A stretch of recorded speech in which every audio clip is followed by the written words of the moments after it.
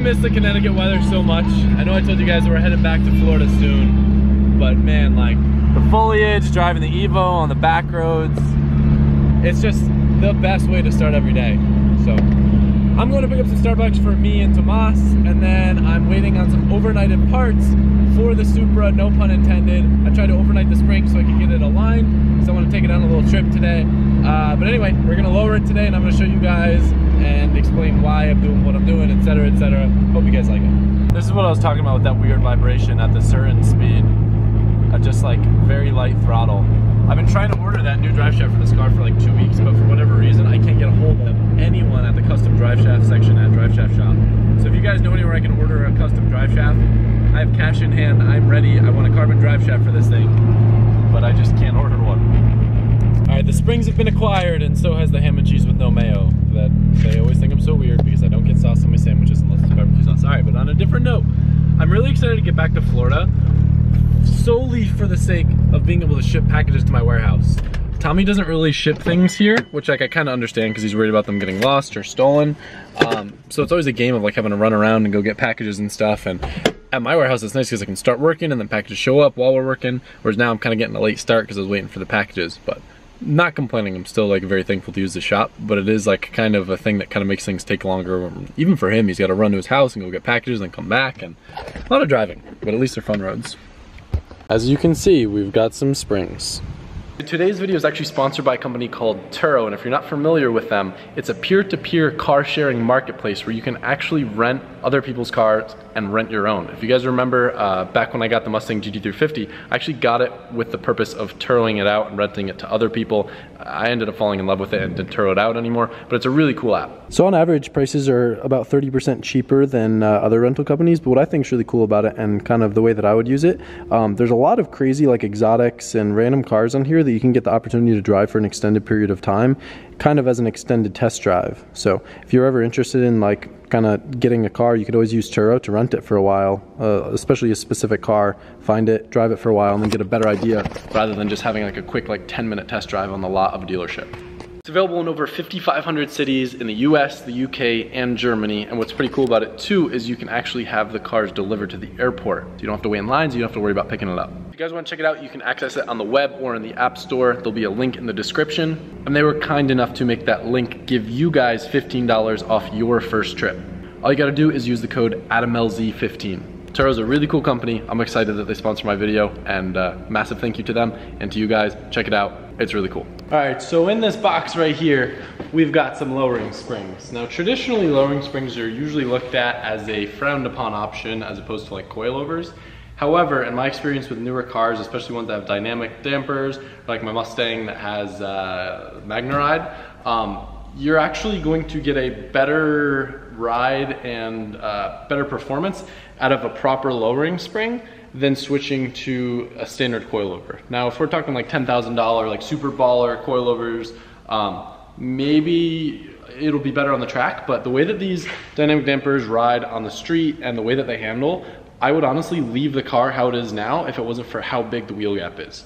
So, hoping to retain most of the way that it rides with a little bit more of a drop, we are going with these lowering springs. Now originally I had a set of the HKS adjustable springs ordered until I realized seeing cars with these springs looked like it would be the perfect height, and my logic was rather than having that lowering spring that has that adjustable perch, we'll get a little bit more spring and probably a little bit better ride out of these if they are the height that we wanted. So we might be a little bit higher than we want, but I think that this will be the best kind of overall solution for the goals with the car. So that's my logic, and hope you guys understand. First thing we're gonna do so this thing doesn't get all nutty, we're gonna disconnect power so this thing doesn't freak out. So that's done, we can take care of the springs.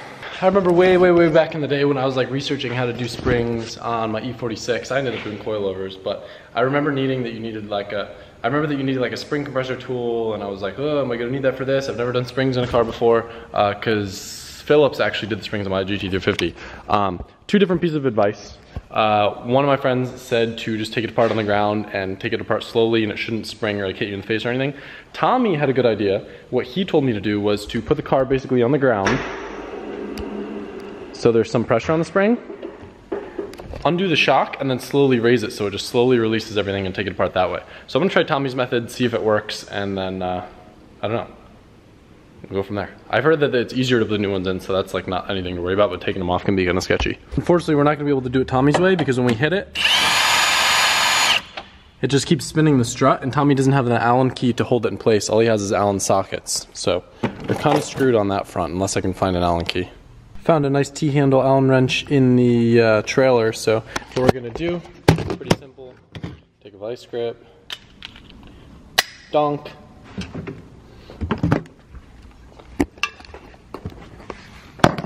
Put it on, and go in there with the Allen, and then we can just do it like this. Should only take a couple turns, then it should be loose. And now we can try Tommy's way. So now it should let the spring just kind of fall right out.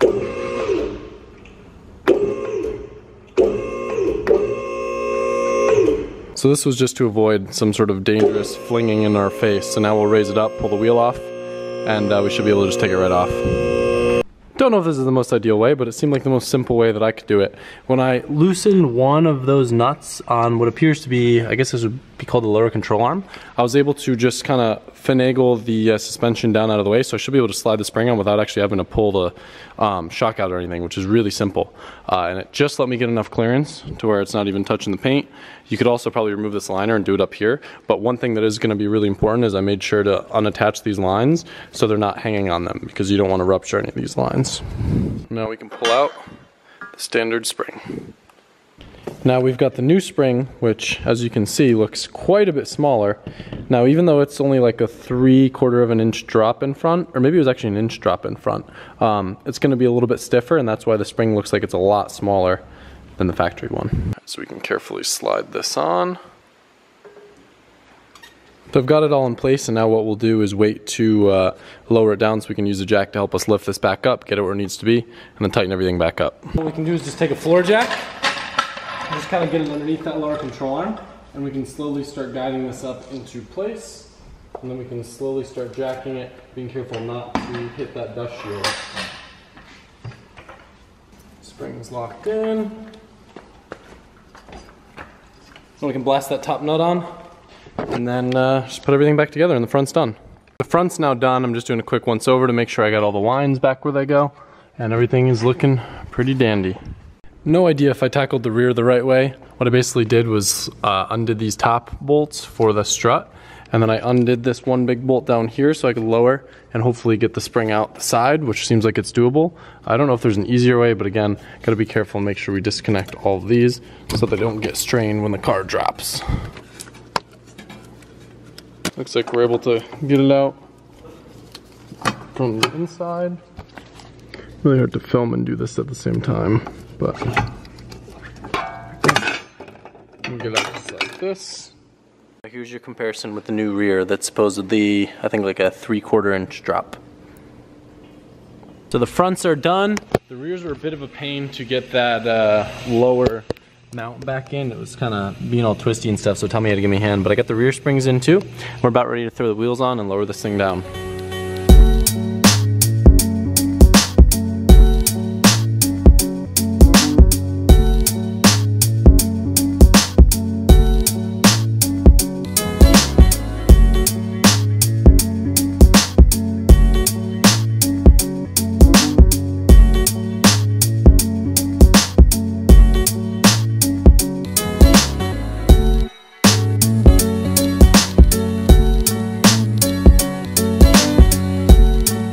I've officially lowered my first car on springs.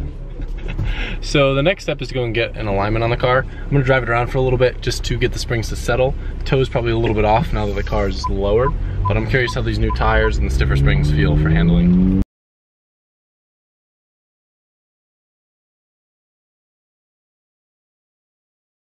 Ride feels good, but the alignment's definitely notably off. So probably not gonna drive it that much until I can go get a line. I'll try to drop it off today if Tommy will go with me and give me a ride back. So now that the car's gotten a chance to settle, this is where it looks roughly like it is. I will say it looks like there's a little bit more gap than I was hoping for. I don't know if this parking lot does it the best justice, but I'm like maybe 1.5 finger in back, about the same in front. I think in an ideal world, it'd be like a 1/2 to 1 finger. But I think with how much this car squats and how much it compresses when you're cornering, this will be a really good functional height, and it still looks really good, and it doesn't look stock with those massive gaps. So let me know what you guys think. I definitely think it looks a lot better than stock. It's a great starting point for this Supra. Alignment aside, the new tires feel rad. I can definitely notice the extra grip. I haven't done any hard corners, but just in the rear, the 305s put down the power pretty well. Suspension feels great too. Still feels like stock in the sense where it's nice and comfortable, but it's just a tad bit stiffer, almost like a Sport Plus would be. All right, we dropped her off at Auto Technic. They're gonna do a nice alignment on it. The height now looks like it's settled a little bit more. You know what's cool about Auto Technic? Dang, that looks good. BMW. Yeah. So funny.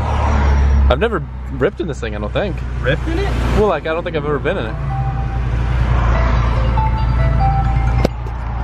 This guy. What'd you just say to me, Tommy? What'd you just say? Careful, that food might be spicy. Why are you making fun of spicy foods? You're the whitest dude. I'm just because Let I me was. tell the story. What? I was like, oh, is there any snacks? And Ty's like, you left a fruit cup here. I think we can put it in the fridge. And Adam goes, yes.